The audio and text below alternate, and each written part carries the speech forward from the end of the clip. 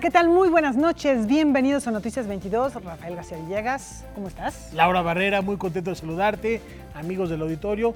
Hoy un programa muy variado, con mucha literatura, con mucho cine, con mucho sexo. ¡Ah! ¿De veras? Va a haber ¿Un segmento completo? un segmento completo Bueno, dedicado a la sexualidad. Bueno, el sexo y la sexualidad hay un vínculo, pero no es lo mismo. ¿Y qué tal si iniciamos con un homenaje, Rafa? Me encanta la idea. Hemos estado platicando en últimas fechas de la partida, de la ausencia y de la profunda huella que deja el maestro Miguel León Portilla, quien fue recordado en la sala Nezahualcóyotl. La comunidad de la UNAM se reunió para rendir un homenaje a Miguel León Portilla. La primera en tomar la palabra fue Ana Carolina Ibarra, directora del Instituto de Investigaciones Históricas, quien destacó su labor académica y su facilidad para despertar en sus alumnos el amor hacia los pueblos originarios. El siguiente fue Eduardo Matos Moctezuma, quien resaltó su trabajo para darle voz a los indígenas y rostro a los poetas del México antiguo. Formaste desde la cátedra a futuros historiadores y antropólogos. Dirigiste instituciones y fundaste otras más.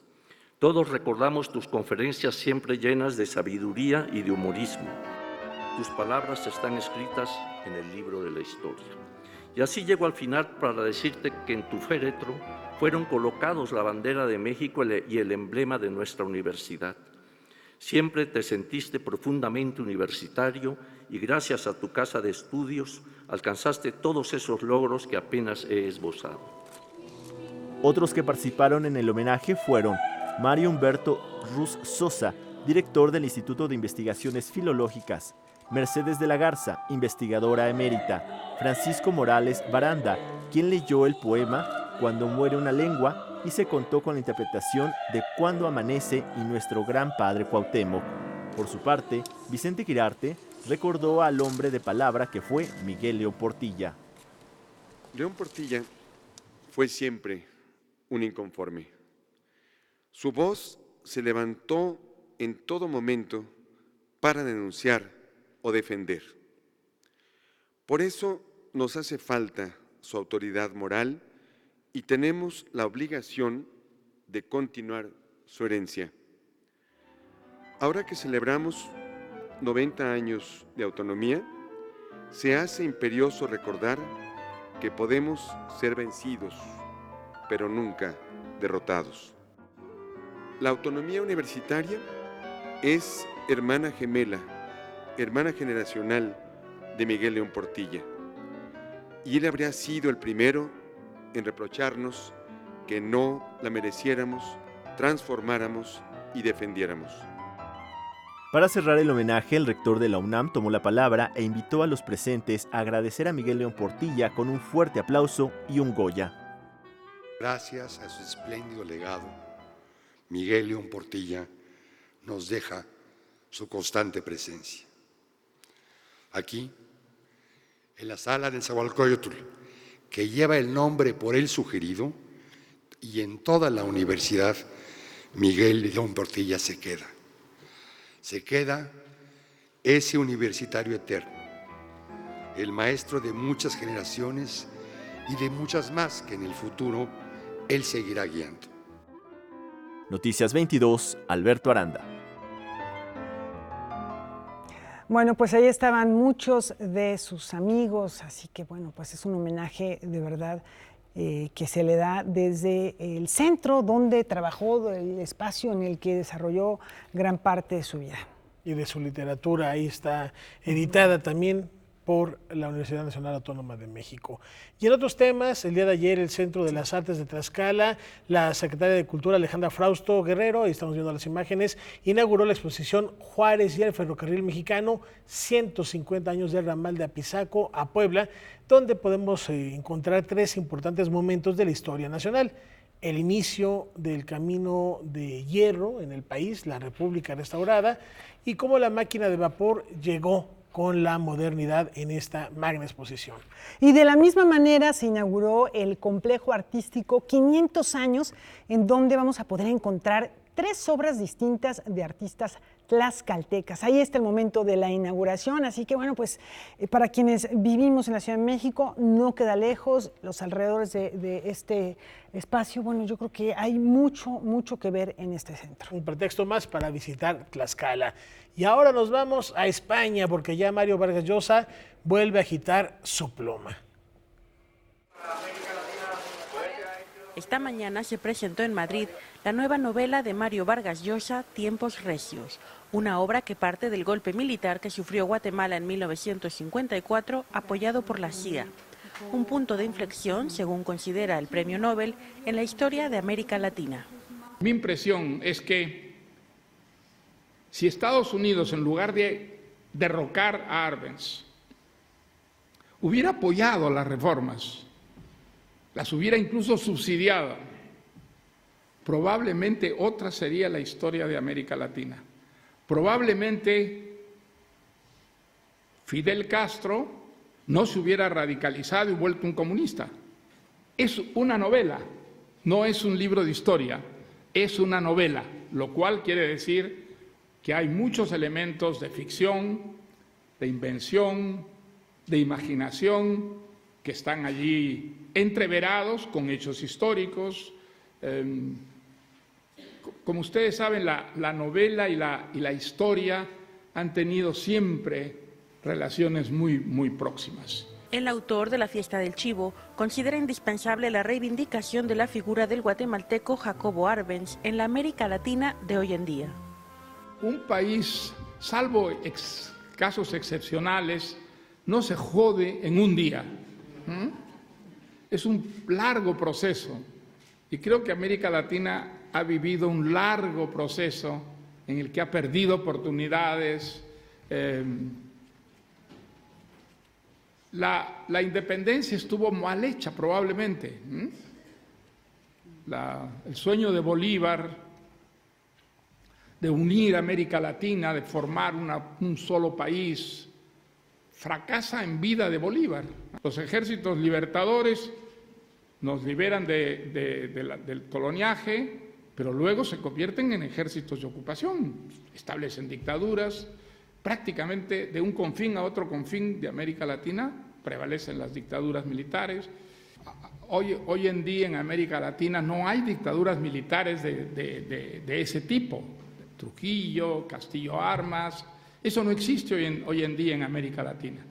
Tenemos dictaduras que son ideológicas, que es muy distinto, ¿no? Cuba, Venezuela, son dictaduras comunistas.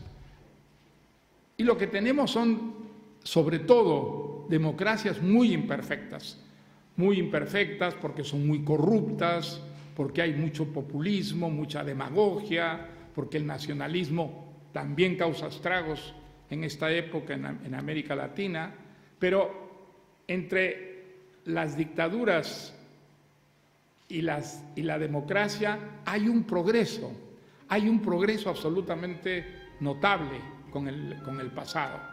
Mario Vargas Llosa presentará en México Tiempos Recios el 1 de diciembre en la FIL de Guadalajara. Para Canal 22, desde Madrid, España, Francina Islas, corresponsal.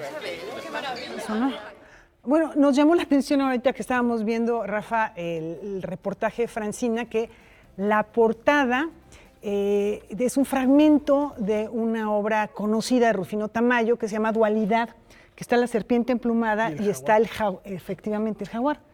Yo creo que algo significa que eligieran ese fragmento, ¿no? Dos representaciones interesantes del arte prehispánico, del arte mexicano. Confrontación ahí de dos fuerzas. Lo seleccionó ya sea Mario Vargas Llosa, su editorial, para compartirnos esta nueva entrega que, por supuesto, habrá que leer. Y ya que estamos hablando de temas literarios, mi querida Laura, y dando seguimiento a la entrevista que les compartíamos el día de ayer, hoy la Asociación Mundial de Escritores PEN Internacional respondió al comunicado emitido por el equipo del Centro PEN México, en el que denunciaban represalias y ataques a su autonomía. Es una carta dirigida a periodistas y miembros de la comunidad PEN, que, bueno, dice, la organización señala que la suspensión del Centro PEN México ha sido una decisión de la Asamblea de Delegados conformada por cada uno de los 148 centros que integran PEN Internacional. y el proceso de investigación para tomar esta decisión duró 4 meses de que la Junta Directiva de PEN Internacional recibió quejas de integrantes del centro por irregularidades en sus elecciones. Entre ellas, se rompió el secreto del voto, haciéndose público quién había votado por quién, y se admitieron nuevos integrantes de PEN México cuando ya el proceso electoral se había iniciado. Y bueno, todos ellos votaron por la misma candidata, estos miembros que fueron recientemente o en las últimas horas integrados al PEN. Estas irregularidades, se leen, continúa este comunicado, en la carta que contradice las normas de gobernanza de PEN Internacional. Por eso fueron motivos para que el Consejo Internacional propusiera a la Asamblea de Delegados la suspensión del centro, tema que estuvimos abordando el día de ayer a detalle con quien María, que sigue siendo, y decía que ella seguía al frente de PEN México. Ahora con este comunicado hay que ver cuál va a ser la repercusión, ya platicaremos con ella y por supuesto seguimos en busca de los representantes de PEN Internacional. Para que de viva voz nos platiquen. Que nos expliquen bien a bien qué significa esta carta y en qué situación queda PEN México. Vamos a la pausa.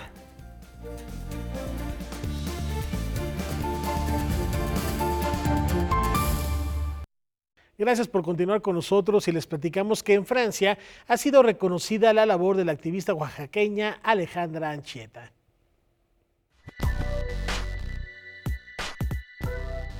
Por su trabajo en la defensa de los derechos humanos, Alejandra Anchieta recibió el mes pasado el doctorado honoris causa por una de las instituciones académicas más importantes de Francia. Y ahora la Universidad Paris-Nanterre reconoce mi trabajo durante estos 20 años en la defensa de derechos humanos con un doctorado honoris causa. Sin duda, pues es un honor muy grande, ¿no? Es un honor muy grande el tener este reconocimiento por la segunda universidad más importante de Francia. Y creo que también manda un mensaje muy claro, no solo a la comunidad internacional, pero también al gobierno mexicano, de la importancia que tiene la labor de los defensores y las defensoras de derechos humanos, ¿no? La importancia de mantener y de reconocer nuestro trabajo asegura condiciones de democracia. Sus padres formaron parte de los movimientos sociales del siglo pasado y lucharon por los derechos humanos. Esto la hizo estudiar la carrera de Derecho y posteriormente fundar Prodesc.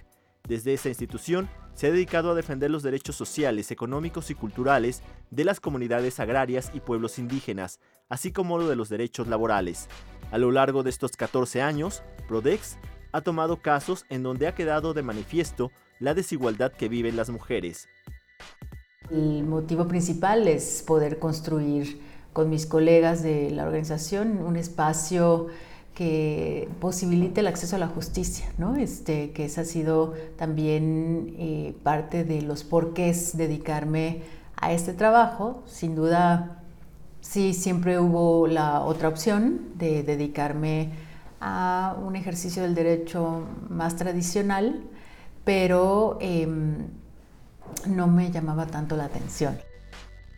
Además de ser considerada como una de las 100 mujeres más influyentes del país, se le distinguió en el 2014 con el premio Martín Ennals, considerado el Nobel de los Derechos Humanos, y ahora el doctorado honoris causa.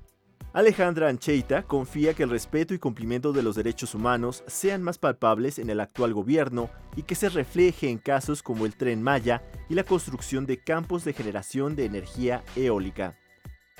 Me parece que la actual administración tiene una oportunidad muy clara de no necesariamente frenar una serie de proyectos de desarrollo, pero sí de verificar que la proyección de estos megaproyectos sea no bajo la afectación de los derechos humanos de los pueblos. La defensa de los derechos humanos es una actividad de alto riesgo ahora en el país, ¿no?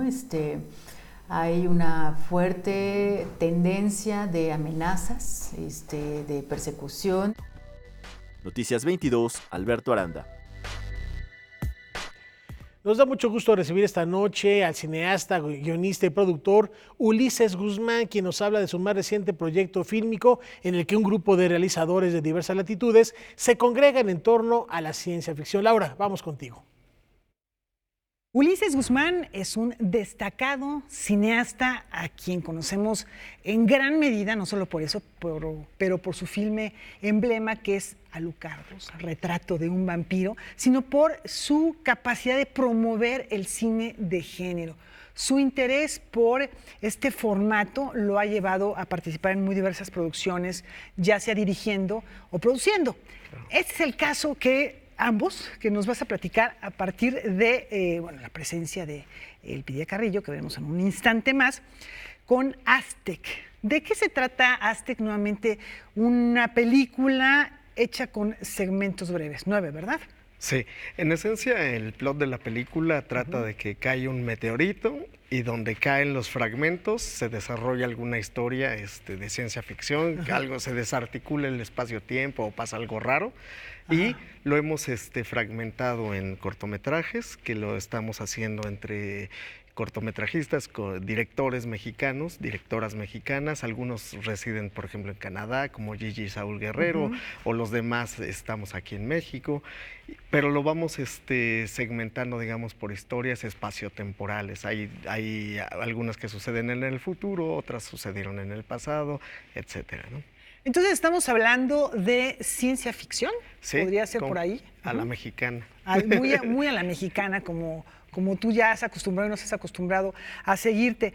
¿Me puedes platicar en concreto la historia que tú diriges? Tú participas en la producción, digamos, ¿no? Sí, en la producción película general, digamos, sí. Y tienes uno de los cortometrajes, una de las piezas que diriges. Exactamente, y además como que con Elpidia, digamos, lo que va uniendo a los fragmentos. Mi segmento se trata de que hay este meteorito en Tláhuac, en medio de las trajineras, mientras están ahí los danzantes aztecas. Se viene el apocalipsis. Y los sobrevivientes andan ahí recolectando víveres y demás. Se ha vuelto todo bastante rudo, ¿no? Hay personajes así a lo Mad Max, depredando a los demás, y andan buscando mujeres para sacrificarlas. Eso lo sabremos hasta el final. Y en una de esas se llevan al personaje que es Elpidia, porque hay un robot azteca con que quieren darle vida, pues, por medio de corazones de mujeres mexicanas. Es básicamente... Bueno, ya nos contaste aquí una buena parte de la trama, eso no obste para que la gente no, para nada. lo vaya a ir a ver. ¿Cuándo vamos a poder ver esta producción, Ulises? Pues en cuanto entremos a esto de postproducción, un par de meses estaremos... Porque se acaba de terminar la filmación de este segmento que es en el final, que protagoniza Elpidia Carrillo, a quien, ya lo saben, vamos a tener en un instante más. También nos hará un comentario sobre esta pieza, además de hablar de otros aspectos de su trayectoria. Se va a ver se tiene programado proyectarlo en cine, festivales primero, ¿qué plataformas? Claro, hemos pensado sobre todo lanzarlo en festivales, que es como habitualmente recorren este tipo de películas. Y por supuesto, tienen seguidores tremendos, los festivales particularmente de cine de género, fantástico, horror. Sí, como Ferato, como Macabro, como este tipo de festivales. Sí, de hecho esa es un poco la ruta que estamos siguiendo y bueno, pues es con lo que contamos un poco. Y tuvieron, bueno, tengo entendido, apoyo muy interesante, en particular para Cárcel de Dioses, de esta alcaldía que es retratada y que además está desarrollando proyectos muy interesantes. Yo creo que poderse vincular, uno diría, bueno, pues es cine fantástico, es cine o en algunos casos de horror. La comunidad se vincula también a ello, ¿no? Entonces tiene un carácter, le da un carácter social a una película que uno diría, bueno, pues es completamente alucinante en cuanto a su tema. Yo me siento bien afortunado porque estoy en un momento en que se está gestando, ya lo comentará Elpidia, un vínculo entre la gente mexicana que está en Estados Unidos y nosotros para hacer el cine que nos gusta, ¿no? Para todos. Pero también aquí en la alcaldía de Tláhuac, por medio del circuito cultural Somos Tláhuac, están desarrollando una serie de proyectos en el cual yo estoy participando, por ejemplo, impartiendo un taller de cine digital en que lo imparto con personas de la tercera edad que no habían tenido ninguna posibilidad de hacer un sueño como este y están así súper alucinados, ¿no? De que pueden hacer su cortometraje de una leyenda de aquí o qué sé yo. Pero también participan niños, en otros muchos talleres, no hay animación, cuadro por cuadro, hay otro tipo de talleres, pero es importantísimo lo que están haciendo. La verdad es un ejemplo de lo que se debería de hacer, en el sentido de que están formando tejido social que se había roto, ¿no? Que está bastante laxo, ¿no? Lo sabemos. Y bueno, pues ahí está el arte, en este caso la creación cinematográfica, para contribuir a este nuevo planteamiento de ese tejido social del que hablas. Como medicina para eso. Efectivamente, es un acercamiento distinto a su realidad y una manera de interpretarlo y reconstruirlo. Ulises, felicidades, gran logro, tenía Lupita Carrillo, gran logro, esta nueva producción. Estamos al pendiente para cuando ya nos tengas fechas específicas y el público lo estará esperando seguramente. Muchísimas gracias. Gracias a ti. Gracias, Ulises. En efecto, el público, todos estaremos al pendiente del estreno de Aztec apenas termine este proceso de postproducción. Antes de la pausa, como siempre, les recordamos seguir en sintonía de noticias de Canal 22, terminando Noticias 22, Debate 22. Ahí vemos a Yuli García. No se pierdan, como siempre, temas interesantes que nos ayudan a reflexionar en torno a nuestra actualidad. 9 de la noche, Debate 22, en sintonía de su canal favorito, Canal 22. Una pausa y ya volvemos.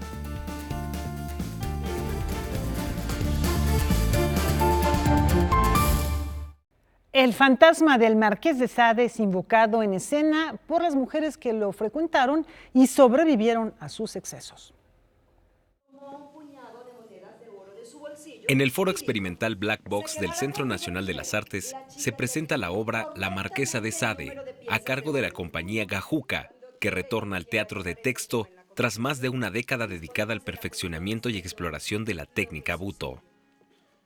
La obra fue escrita por el japonés Yukio Mishima, responsable de dar nombre a la danza de las sombras. ¿Estará de acuerdo conmigo que lo ocurrido es terrible?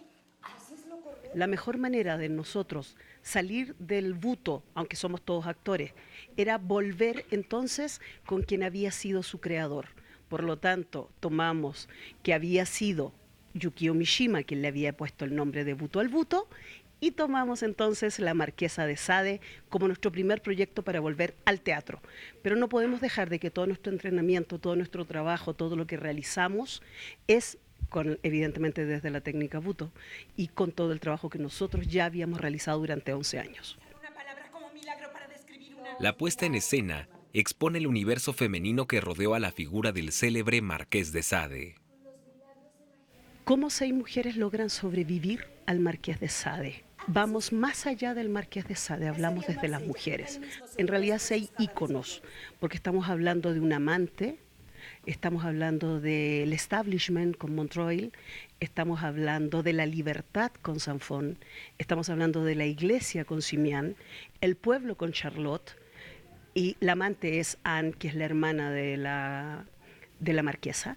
Por lo tanto, tenemos 6 íconos femeninos que nos van a decir cómo ellas cambian su vida y toman decisiones después de haber logrado sobrevivir al Marqués de Sade. 3 de las protagonistas en realidad no existieron, fueron creadas por Mishima para reforzar el entorno social, político y religioso en que vivió el divino marqués. Colmada de excesos y provocaciones, la obra desenmascara los más oscuros intersticios de la condición humana. No es solamente sexo en él. El Marqués de Sade es la libertad en sí misma, pero es la libertad de la libertad. O sea, es la libertad al extremo.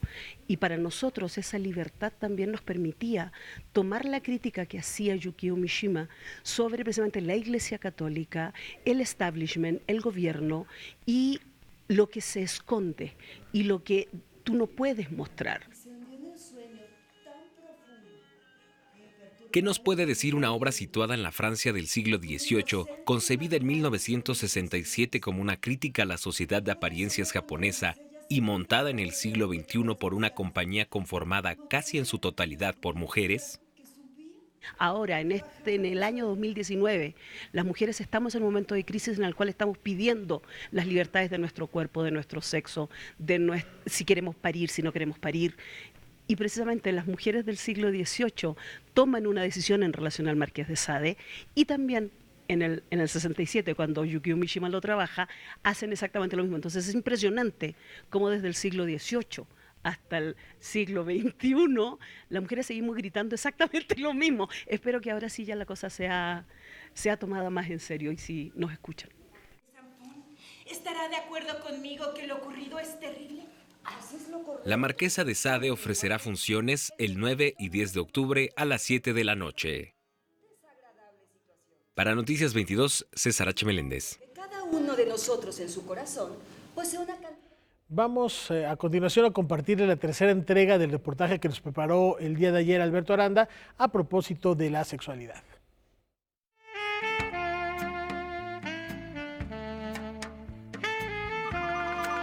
Muchas religiones, ven en la sexualidad única y exclusivamente el pretexto para la reproducción. Una vez que este se termina, no se piensa en el placer, no se piensa en el bienestar, no se piensa en nada más que en la reproducción. Y el sexo es para tener hijos y punto, ¿no? Esa es la primera cosa que nos quitan. Segundo, el periodo de la vejez es un periodo poco aceptado, poco grato, nadie quiere pensar en él, tampoco nos dan derecho al placer. ¿Por qué? Porque vejez es estar jodido, ¿no? Entonces solo jodidos, y los jodidos no tienen placer y no tienen sexo y no tienen bienestar. Entonces llega un momento en el que dices, bueno, ¿qué es esto? No estoy muerto. A la gente que nos está viendo, estamos viejos, pero no estamos muertos. ¿Qué quiere decir eso? Que se les ha olvidado que la sexualidad, además de la reproducción, nos sirve para dar y recibir afecto. Yo, mujer vieja, no he perdido mi necesidad de recibir afecto, abrazo, besos.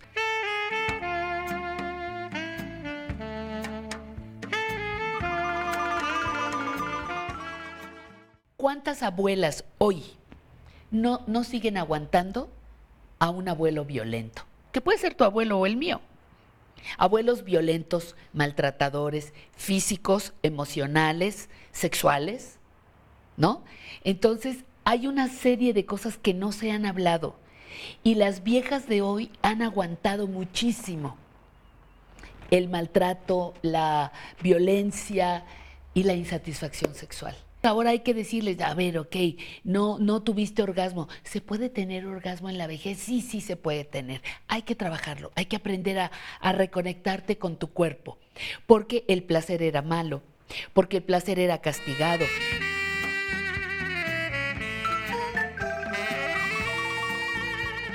Imagínate qué cosa más bella, un beso, un abrazo, cachondo, rico, para recibir placer, para recibir amor.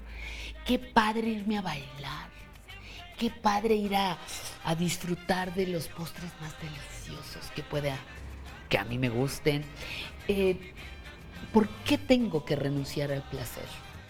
Y las personas adultas mayores necesitamos que nos hablen de sexualidad, aunque yo no la ejerza, entre comillas, porque todas lo ejercemos. Cuando yo me levanto, me arreglo, me pongo perfume, bailo, estoy ejerciendo de alguna manera mi sexualidad, estoy manifestando, no ejerciendo, estoy manifestando mi sexualidad. Entonces, el afecto y el placer, yo insisto que no hay que olvidarlo como grandes derechos de las personas adultas mayores. La vida sexual en todas las edades es más que un coito. Y con mayor razón en la vejez.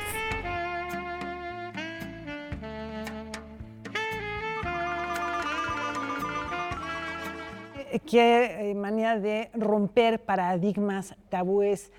Patti Kelly conoce muy bien este tema, tiene libros, publicaciones en sus redes sociales, permanentemente está hablando de asuntos que de verdad nos ponen a reflexionar. Y bueno, en otras cosas, del 12 al 15 de octubre, la Ciudad de México abre la conversación en torno a la salud y justamente a la educación sexual. 1.400 especialistas de 74 países que estudian la sexualidad desde campos como la ética, medicina, psicología, sociología y terapeutas se reunirán en la Ciudad de México del 12 al 15 de octubre en el World Trade Center. Esto con motivo del Congreso Mundial de Salud Sexual y el Congreso Nacional de Educación Sexual y Sexología FEMES. Todo alrededor de la sexualidad, entendida la sexualidad como esa dimensión fundamental del ser humano que tiene que ver con aspectos psicológicos, físicos, biológicos, emocionales y sociales. Entonces, todo ese aspecto de la sexualidad que tiene que ver con quiénes somos, cómo nos sentimos, cómo nos relacionamos, cómo sentimos nuestros roles como hombres, como mujeres, en lo masculino, lo femenino. El Congreso Mundial de Salud Sexual, encuentro académico que se realiza cada 2 años, reunirá a 60 instituciones a nivel mundial, ofrecerá 35 conferencias individuales, 5 talleres y presentará distintos trabajos y los resultados que en esta materia se han obtenido, todo desde una base científica. Los temas son todos que tienen que ver con la masculinidad, ser hombre, ser mujer, sexualidad femenina, sexualidad masculina, pareja, tipos de parejas, tipos de no parejas, relaciones, mucho análisis de la violencia, porque el primer valor es estar en contra de la violencia de cualquier tipo, de cualquier abuso, de cualquier hostigamiento. Y entonces el análisis, la investigación de las violencias es una gran parte que se investiga, se comenta las políticas públicas. Durante los días del encuentro se abordarán temas como la prevención e identificación de agresores sexuales, los cambios que tiene el corazón a partir del enamoramiento, se escuchará a grupos antiderechos sobre educación sexual y las imposiciones de las instituciones religiosas. Además, se reflexionará sobre el placer como parte de los derechos sexuales y cómo se ha entendido a lo largo de la historia. Y también sí nos preocupa el bienestar, entonces que no haya violencia, que no tengan que no haya abuso, que no se enfermen, que si va a haber coito, que nadie sea violentado ni forzado, si va a haber embarazo, que sea deseado, que sea cuidado, que las formas de convivencia sean dentro de valores de derechos hoy reconocidos, y poder castigar, identificar, prevenir, castigar a quien sí de veras va a lastimar, a violentar. Todo eso es lo que se busca. Noticias 22, Alberto Aranda. Pues ahí está la invitación a este congreso. Suena muy bien, qué buenos especialistas vienen, de verdad. Y en otros temas, la Real Academia de las Ciencias de Suecia otorgó hoy el Premio Nobel de Física 2019 a Michael Mayor, Dieter Kellos y James Peebles. Los 2 primeros fueron los responsables del descubrimiento de los primeros planetas fuera del sistema solar. El tercero es uno de los padres de las teorías cosmológicas que explican cómo surgió el universo y cuál ha sido su evolución. En este anuncio desde Estocolmo, la Academia Sueca justifica su galardón por los aportes de los premiados al conocimiento humano sobre la evolución del cosmos y el lugar que ocupa, por supuesto, la Tierra en el mismo. Con esto nos vamos a la pausa.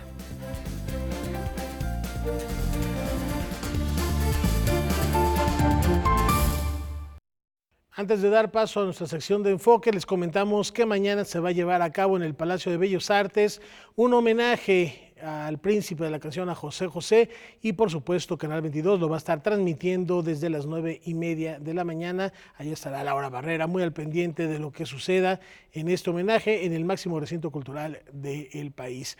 Y ahora sí, es un honor recibir en el estudio a la mexicana que conquistó Hollywood, Elpidia Carrillo.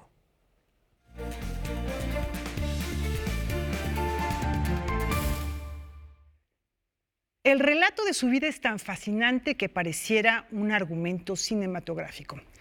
Su existencia inició con no pocas dificultades en su natal Parácuaro, Michoacán. El destino quiso que un fotógrafo local, luego un reconocido cineasta, vieran en ella una luz que ha llevado a que Hollywood esté a sus pies. La luz de Elpidia Carrillo está aquí hoy en Noticias 22. ¡Qué afortunados! Elpidia, actriz. Gracias, qué bonita presentación. Directora de proyectos, impulsora de proyectos sociales, directora de proyectos cinematográficos. Has creado tu propio festival, de lo cual platicaremos más adelante. Estás ahorita, acabas de terminar la filmación de uno de los cortometrajes de Aztec. Vamos a platicar de ello en unos instantes más, en unos minutos más. Cuando hacemos un recuento de vida, de tu existencia, con estos inicios tan duros, con este éxito cinematográfico, en un balance, ¿tú dirías que eres una mujer afortunada? Definitivamente soy afortunada por... Es muy diferente, me considero que una artista, pero antes que nada me considero una persona de este continente, ¿no? Así, nomás así sencillo. Una persona de raíces, ¿no? Indígena y de este continente. Y después viene el arte y eso. Y como persona de este continente, indígena, purépecha y náhuatl, me siento sumamente afortunada, sumamente afortunada. Siempre fui muy orgullosa de dónde vengo, siempre fui muy orgullosa de mis raíces, de la lucha que cada persona tiene que hacer. Yo no me siento afortunada porque haya logrado ciertas cosas, porque siento que hay mucha gente que está luchando y que ha logrado muchas cosas y que no soy la única. Ahora, estos logros que tiene, lo que yo mencionaba sobre encuentros con cineastas, en proyectos muy comprometidos, se dan siendo tú pues una niña, una jovencita prácticamente, empiezas con directores importantes, con Retes, con Corquidi. Cuando te vas a los Estados Unidos, cuando te vas a Hollywood, en la balanza lo que perdiste y lo que ganaste, ¿cómo lo ubicas tú? Porque hubo desde luego de las dos. Sí, sí, claro. Yo siento que eso, ¿sabes qué? Inició desde que yo salí de mi pueblo, porque yo no quería ser actriz. Yo nunca he querido ser actriz. Ahorita todavía no me dan ganas de ser actriz. No estás convencida ahorita todavía.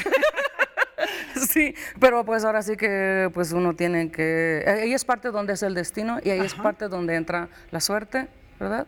Entonces yo creo que como yo no quería ser actriz ni eso, pues yo lo que quería que es sobrevivir y ser alguien. Y sabía que quedándome en ese pueblito o yo ya desaparecía físicamente o yo, y si lograba quedarme, pues iba a ser muy, muy maltratada. ¿No? Y como muchas de las mujeres que son, y las situaciones económicas y todo eso eran muy difíciles. Entonces esa decisión de salir me dio fuerza, ¿no? Y me encontré en otro mundo. Y me encuentro en una ciudad y me encuentran un fotógrafo y me toma la foto y me llevan a otro mundo, ¿no? Y ese mundo fue muy grande, muy extraño, ¿no? Y peligroso y fantástico y todo. Yo de repente empecé a trabajar a los 11 años y yo tenía que cantar en alemán y además era en ópera. ¿No? Yo no sabía ni de cine, nunca había visto una película, obviamente tampoco había escuchado ópera, y yo mucho menos el alemán, pues acá para Coro no habían los turistas, ¿no? Y entonces me encuentro en un mundo fantástico, y de ahí me encuentro en el otro mundo fantástico por primera vez con la película de Gabriel Retes, ¿no? Porque yo hago La Virgen de Guadalupe y me he visto antes la otra te refieres a la Malinche. La primera, claro. Salgo del pueblito y me encuentro al fotógrafo y me dicen, pues tú vas a cantar en alemán y es ópera y el director te va a hacer el personaje, te va a hacer el honor, ¿no? Me dice, de que tú vas a hacer la Malinche. Y pues de la Malinche sí conocía, pero de lo demás no. Y me dicen, pues, ¿y qué tengo que hacer? Pues tú vas a hacer lo que el director te diga y vas a ganar lo que nunca nadie aquí ha ganado. Entonces te va a sacar de muchos problemas. Y pues de niña me fui, ¿no? Y me llego y empiezo a escuchar la ópera. Y era algo tan fantástico, tan maravilloso. Y no le entendía nada, pero lo escribí como lo escuchaba. Y según yo estoy cantando ópera en la película. Entonces ahí hubo mucha disciplina que seguramente, que indudablemente continuó cuando te vas a los Estados Unidos. Ahí trabajas con gente como Tony Richardson, ganador de Oscar, en The Border, la frontera, algo que pues te hizo muy conocida en el medio. Con Oliver Stone también estás en El Salvador, que tuvo una proyección muy importante. Y hay en 1987... México, ¿no? Esta famosísima película que hizo que, bueno, pues ya mundialmente fueras identificada, que es Depredador, que es una película sui generis importante. ¿Cómo te sientes a la distancia con este contraste de películas que después ya no hiciste este género, pero que ahora es una película de culto? O sea, estamos hablando de actores de películas más enfocadas al cine de autor, y tenemos ahí Depredador, que es un punto importante. Pues esa, como dices, yo ya nunca volví a hacer ese tipo de películas. Como yo inicié haciendo películas, pues películas de arte, ¿no? Con mensaje. Y lo de Depredador, pues es una película de acción. Era muy joven. Cuando uno es joven, pues como que los managers y agentes como que lo mueven a uno, ¿no? Uno dice sí, ¿no? Y trata de hacer lo mejor que uno inspiracionalmente se conecta, pero pues los demás te mueven mucho, ¿no? Y yo hice esa película pues en contra de mi voluntad y todo, nunca me gustaron las películas de Arnold, ¿no? ni Rambo, ni nada de esas cosas, y sin embargo pues la hice. Y fue una experiencia fantástica en muchos sentidos. Nunca quise volver a hacer otra película como esa. Nunca quise trabajar gente como esa. Ahí me di cuenta que mi personalidad, mi espíritu como artista y como mujer de este continente era contar historias que yo iba a conectarme con la audiencia. Siempre sentí un respeto muy, muy grande por la audiencia. Me sentía mal que fueran a pagar un ticket para verme en la pantalla, ¿no? Entonces, después de muchos años, que vine por primera vez a trabajar otra vez a México con el gran director que adoro y que es fantástico, una grande persona, Armando Casas. Y hacemos la película, y va la película a Guadalajara y me hacen un homenaje y me dicen, ¿sabes qué? La película se filmó en Vallarta. Tienes que ir porque antes teníamos un festival y ya no. ¿Qué tal si ahorita que tú estás lo amadrinas? Dije, qué buena onda, y regreso a Puerto Vallarta. Y habían hecho un museo, pero como un parque, ¿no? Y vinieron todas las memorias y todo eso. Y vi que la gente me empezaba a buscar y me decían, oiga, ¿es usted mexicana o coreana? O vietnamita o qué, pero ¿sí? Y les digo, no, soy mexicana. Y vi por primera vez la película, o sea, hace unos pocos años. Y vi por primera vez que había hecho yo una película de valor artístico. Nos estamos refiriendo a Familia Gang del 2014, que por cierto la pueden ver en Filmin Latino, ahí baratísimo. Ay, sí, qué bueno. Se la echan, se divierten mucho y tiene un tono que, bueno, ya has manejado tantos tonos, un asunto tan violento, pero en un tono de comedia. Y regresas tú a trabajar con un director. Habías trabajado con Arau en el 2004 con Un Día Sin Mexicanos. Entonces, ahí vemos temas sociales a los que tú te has acercado y que además de trabajar para otros directores, has creado tus propios proyectos. Me gustaría mucho que nos platicaras algo que viene de ocurrir en su edición número 4, que es el Festival de Cine Sin Cines. Es un festival de cine sin cine, así se llama. Y eso te ha acercado mucho a Michoacán de nuevo. ¿Cómo ha sido este reencuentro con tus orígenes, con tu tierra, estando tantos años lejos, y ahora son 4 años seguidos de estar en contacto con la gente, que además las invitas a contar sus propias historias? Exacto, esa es la idea, ¿no? Pues es que cuando yo regreso, cuando vine con Armando a trabajar en la película de Familia Gang, hacía un año o algo así que yo había regresado a mi pueblo después de toda la vida. Y cuando regreso, pues llego y las albercas no tienen agua, las escuelas no tienen alumnos, el cine está quemado, no tiene cine, o sea, había muchas cosas sin... No, como que era muy extraño. Yo regresé ay, pues ya la casa donde vivíamos ya no estaba mi familia, ¿no? O sea, era algo así muy tremendo, ¿no? Porque regresas y está mi casa, y ahí están mis fotos, y hay muchas cosas, pero ya no es de nosotros. No, es algo bien, es una película, ¿no? Y regreso y veo donde mataron a mi hermano y se quemó el cine y la película que él estaba viendo está ahí en el proyector. Entonces dije, ay Dios, o sea, ¿qué? ¿Yo tengo que hacer algo? O sea, esto que todavía me está esperando aquí después de 40 y tantos años, imagínate, ya casi tengo 60. Y entonces toda la vida, si me salía los días, sí. Yo no estaba en contacto, yo odiaba, la verdad, discúlpenme, pero yo odiaba México.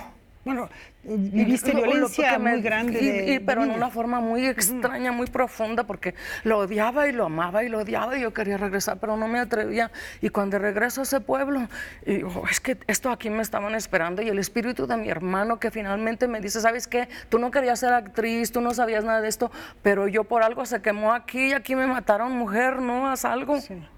Y sentí, y la verdad, no, pues no soy religiosa así, de religiosa católica, soy más así como de Tonantzin, digo no, esa es la Virgen de Guadalupe, que a mí tampoco, o sea, soy espiritual, creo en el universo, creo en ti, creo en mí, ¿no?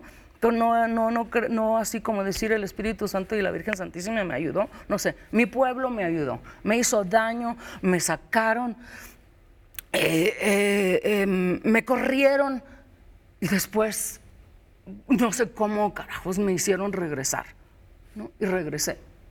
Y me di cuenta que tenía que hacer algo, pues. Y se inventó el cine sin cines, porque no había cines. Claro. Y hicimos los talleres abajo de un árbol, porque no había, ¿no? Y regresas a tu pueblo y de repente está todo quemado.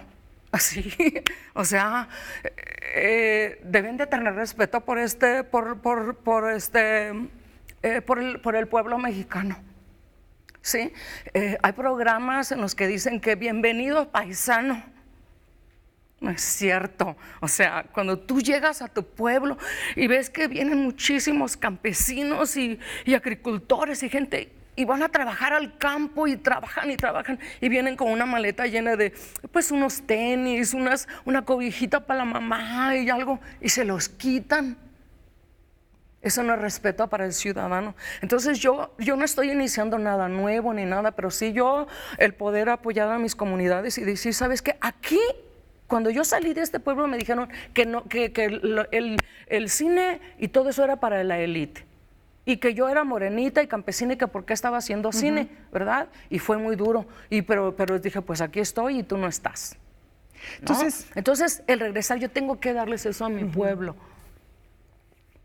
Pero, yo y todos los demás compañeros artistas que vengan y que sirvan, todos los artistas tenemos que darle un respeto a la audiencia, que no nomás vayan y paguen el boleto. ¿Por qué?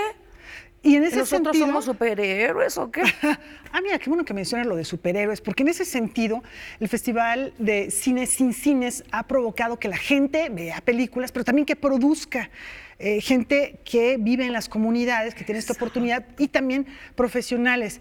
Tenemos un par de minutos ya para despedirnos. No quisiera dejar de mencionar de nuevo este proyecto Aztec, que es producido en su totalidad por Ulises Guzmán, uno de los cortometrajes, que son 9, que se llama Cárcel de Dioses, que es el que protagoniza Elpidia Carrillo, es también dirigido por Ulises Guzmán, y pronto les vamos a anunciar la fecha y todos los detalles de esta pieza que se filmó en Tláhuac. Hay también un proyecto de superhéroes latinos, proyectos de migración que están gestándose a partir justamente de este festival, que ha sido un detonador, está siendo un detonador para la producción. De verdad, qué honor, qué gusto tenerte por acá. Estaremos muy al pendiente de cada una de estas producciones en el formato en el que se presenten para seguirlos. Y me gustaría, Elpidia, hacerte 3 preguntitas rápidas de estilo cuestionario Proust, adaptadas a tu realidad. No sé si está en tu radar, pero si hicieras una película o alguna obra de tu vida, ¿en qué registro la narrarías? ¿En melodrama, en drama, en comedia, acción, aventuras? ¿Cuál sería el registro narrativo? Pues yo creo que me gustaría más así como hacer una película de cada uno de de Michoacán. Empezar así a hacer una película por cada una de las personas que yo me he encontrado en Michoacán. Y yo quiero decir los buenos y los malos, ¿no? Porque los buenos y los malos somos nosotros, ¿no? Yo quiero hacer una película, muchas películas, muchos cortometrajes, amo los cortometrajes, los documentales, todo es película, ¿no? Ya del tamaño no importa, ¿no? Todo es una película, todo es cine. Entonces yo quiero hacer eso por lograr una primera coproducción y seguirme ahí, ojalá que sí se pueda, yo creo que sí se puede. Y Aztec y con Ulises, eso es precisamente lo que estamos logrando, ¿no? Hacer esa coproducción donde podamos trabajar, unirnos, los nuestros aquí y los nuestros en Estados Unidos. Bueno. ¿No? O sea, ahí también estaría a lo mejor ese relato de tu vida que puede ser un relato muy, muy inspirador. Que yo creo que valdría mucho la pena que te la pensaras por ahí, de narrar esa infancia y ese paso a un mundo completamente nuevo. Y bueno, finalmente te tengo otra pregunta que es de opción múltiple, así que está fácil. De estas 3 palabras que te voy a mencionar, hay que elegir una. Hablando, por supuesto, de tu vida. Talento, suerte o compromiso. ¿Qué palabra elegirías? Híjole, compromiso. Compromiso Y ese orgullo, esa terquedad que uno tiene, que sí es bien esa terquedad que uno tiene bien arraigada cuando somos gente de raíces. Lo tenemos y así que dicen, pinche indio terco, pinche indio terca. Pues mira, muchas gracias porque sí lo soy. Y esa terquedad me ha llegado a donde estoy, que no es mucho, no es muy grande, ¿no? Obvio, pero yo me siento universal, ¿no? Porque siento que ese donde yo llegué, aunque no soy muy alto, me ha dado la oportunidad maravillosa, bondadosa, celestial de poder estar en contra, de poder estar con mis paisanos, mi gente, platicando contigo, regresando finalmente a México y estar orgullosos de que somos de este continente, pues, ¿no? Además, modesta. Genuinamente. Gracias por ser esa inspiración. Gracias por tu luz. Elpidia Cabello. De verdad, un placer tenerte aquí en Noticias 22. Gracias. Sí, Elpidia, qué honor, muchísimas gracias. Y nos vamos a despedir también gracias a ustedes. Y como es costumbre, los dejamos con música hoy recordando al compositor japonés Toru Takemitsu en el aniversario 89 de su natalicio. Muchas gracias. Muy buenas noches.